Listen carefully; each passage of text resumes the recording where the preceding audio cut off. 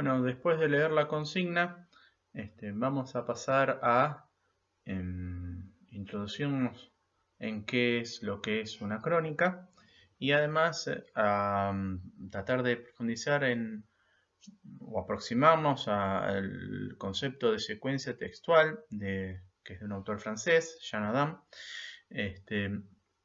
para poder caracterizar a la crónica y por otro lado para adquirir una herramienta para poder leer, para escribir como lo veníamos definiendo hasta ahora, es decir, una herramienta para robar. Siempre, como todos sabemos, es mucho mejor el ladrón que no deja las huellas del robo. Entonces, a más refinadas sean nuestras técnicas para leer, mejor vamos a poder aprender de los autores que leemos. La crónica es un género híbrido, es un tipo de texto híbrido. La mayor parte, la totalidad de los textos prácticamente son híbridos, excepto aquellos que artificialmente o más bien por una decisión de escritura uno busca que se privilegie muy marcadamente una secuencia discursiva. Pero la crónica, como casi todos los textos del periodismo, como les decía recién, es un texto híbrido. ¿Qué quiere decir que es híbrido? Que combina diferentes tipos de secuencias textuales. Hasta ahora no le estoy diciendo absolutamente nada, pero ya vamos a llegar. Una secuencia textual es una estructura, una red de relaciones entre diferentes elementos lingüísticos que dependen entre sí y que caracterizan en esa organización interna, ese es el eje de una secuencia textual, su organización interna, y que caracterizan ciertos tramos, vamos a decir, ciertas secuencias, ciertos momentos del texto. Para hacerlo un poco más claro, vamos a utilizar 5 términos que son los que utiliza el propio autor y que seguramente ustedes conocen, que son los 5 tipos de secuencia textual que identifica Jean Adam. Esos 5 tipos son la narración, la descripción, la argumentación, la secuencia expositiva explicativa y la secuencia dialógica, el diálogo.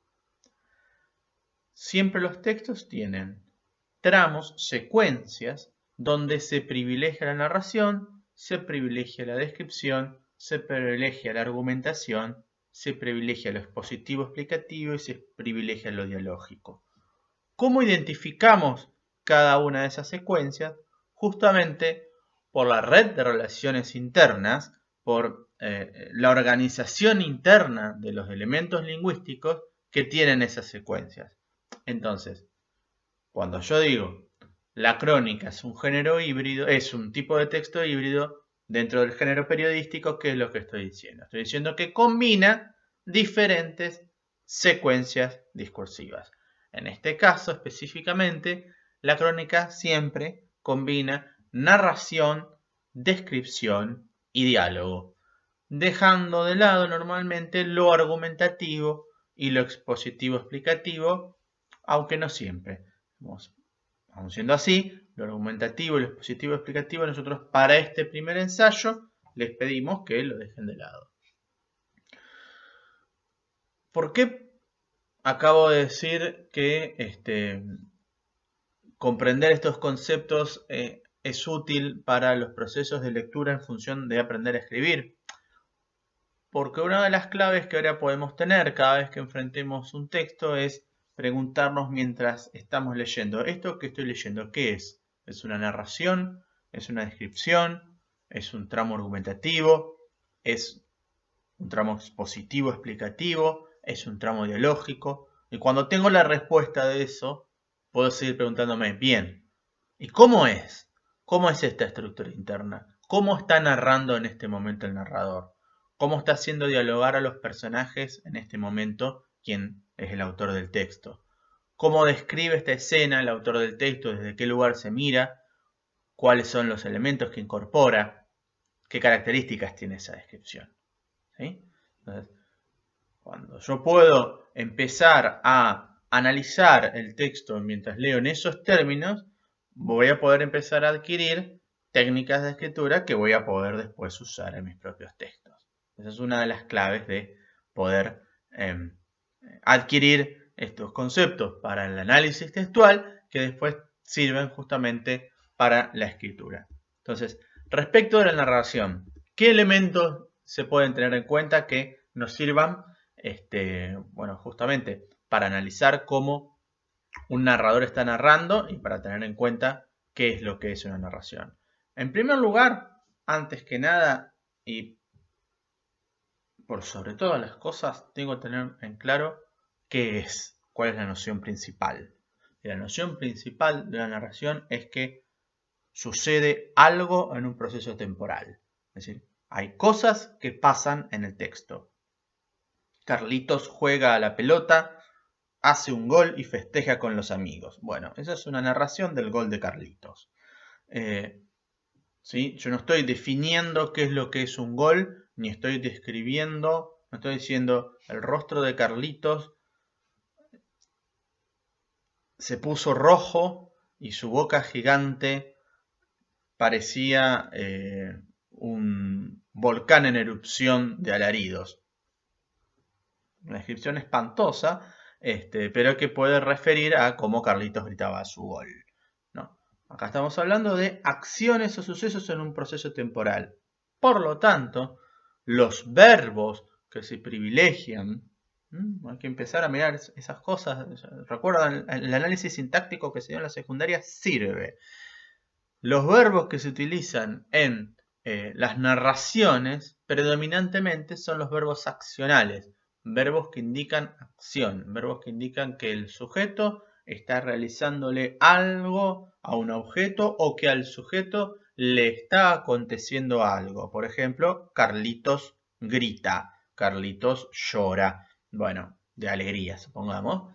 Carlitos ahí no le está haciendo nada a nadie, o en todo caso le está pasando algo a Carlitos. Pero eso forma parte justamente de la narración del gol que hizo Carlitos. Entonces, tenemos en claro cuál es la noción principal. Hay una acción, una serie de acciones, ¿sí? O sucesos ordenados en el tiempo. ¿Cuáles son los elementos de la narración? En primer lugar, hay un narrador. Eso ya es una primera decisión de cualquier narración. ¿Desde qué punto de vista estoy narrando? ¿Estoy narrando desde una primera persona? Yo es el personaje que narra, ¿sí? Estoy narrando desde una tercera persona. Esa tercera persona, ¿qué punto de vista tiene? ¿Es una tercera persona que es capaz de indagar dentro del pensamiento de los personajes de la narración? ¿O es una tercera persona que está viendo desde lejos? ¿O es una tercera persona que ve desde cerca y observa detalles, pero no llega a meterse dentro del pensamiento de las personas? ¿Sí? Todo ese tipo de personas, que son personas verbales también, primera persona o tercera persona, hacen que la narración se construya de forma diferente. Obviamente, cuando sucede la narración, tiempo y persona, cuando sucede la narración, que es el tiempo verbal, es crucial respecto de la posición del narrador que cuenta. Los hechos acontecieron en el pasado, acontecerán o están aconteciendo. ¿Sí? Como tres grandes campos del tiempo verbal, que es el pretérito, el futuro y el presente. Esa elección respecto a la narración es sustantiva en lo que refiere a la posición del narrador. Un narrador que narra en pretérito se supone que ya conoce todo lo que vino pasando o que puede generar ese tipo de saltos en el tiempo. Un narrador perdón,